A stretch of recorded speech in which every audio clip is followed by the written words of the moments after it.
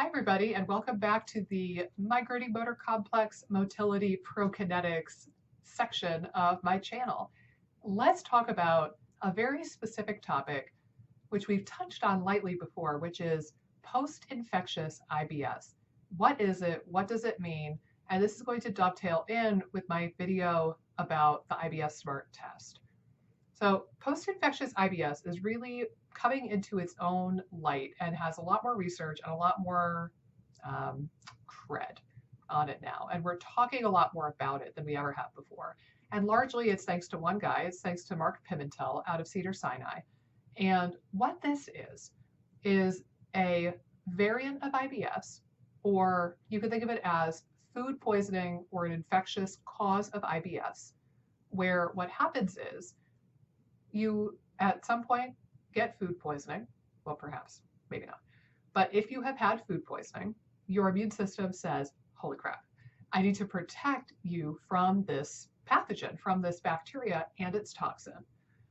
The immune system, being super smart and good at its job, attacks the bacteria and it attacks the toxin that the bacteria makes. Those are the two things that are causing you grief. So it tries to neutralize both with antibodies and it goes after them. Then, in some people, the fun is not over from just that.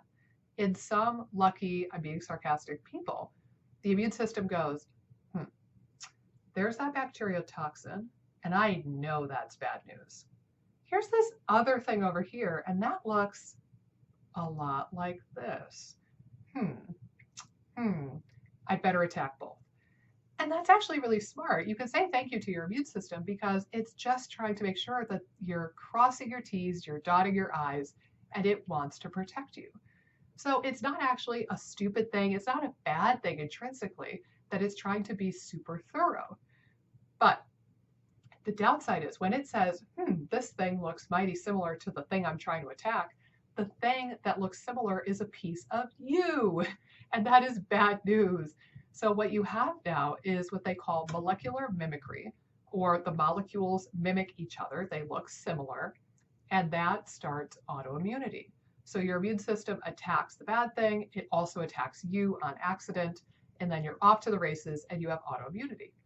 Now, the way that this relates to IBS and really SIBO is that the post-infectious IBS, the IBS that results from this inflammation, from the food poisoning, and from autoimmunity, is autoimmunity against the migrating motor complex. It's against your own motility because this protein, this vinculin protein that you can have antibodies or an autoimmune attack against, is on the nerves of your intestines. And those nerves control the migrating motor complex. They control the motility that is in between meals. That's your housekeeping, your street sweeper that brushes all of the crap and all of the food and bacteria out of your small intestine and keeps it in the colon.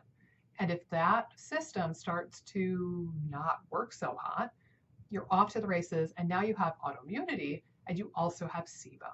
And that is what post-infectious IBS actually is. You could also call it post-infectious SIBO, in my opinion. You could also call it autoimmune SIBO or autoimmune dysmotility. I tend to call it autoimmune dysmotility, personally.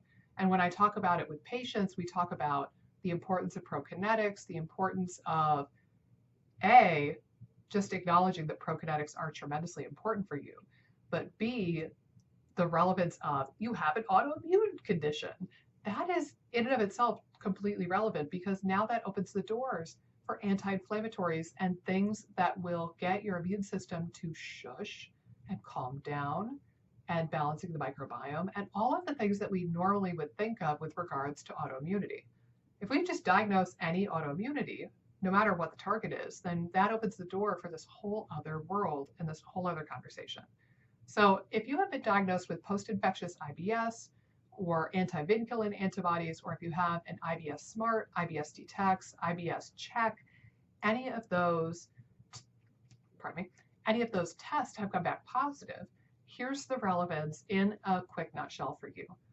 A, you have an autoimmune condition, and you need to pay attention to things that would perturb the immune system, tick it off, or make autoimmunity worse. So taking care of sleep and stress and leaky gut and dysbiosis, and obviously treating the SIBO and antioxidants and glutathione, and all of those doors now become open and relevant and important for you because you have an autoimmune condition. The other thing to know is that when those nerves are damaged, they're not going to be able to work very well. And you need to start supporting and nurturing and building up those nerves so that they can do their job again. Those nerves in your intestines are there for a reason, and they have a really important job, namely preventing SIBO and keeping your bacteria where they belong. So trying to support those nerves and give them the TLC and the building blocks they need and the stimulation they need, and doing things like vagus nerve work and prokinetics and things like lion mane and things that will help rebuild and regenerate nerves and nurture them, managing blood sugar, managing inflammation, all of that is now an open door for you too. So that is my takeaway with post-infectious IBS, IBS Smart. This is how you can interpret the results. A, you have autoimmunity.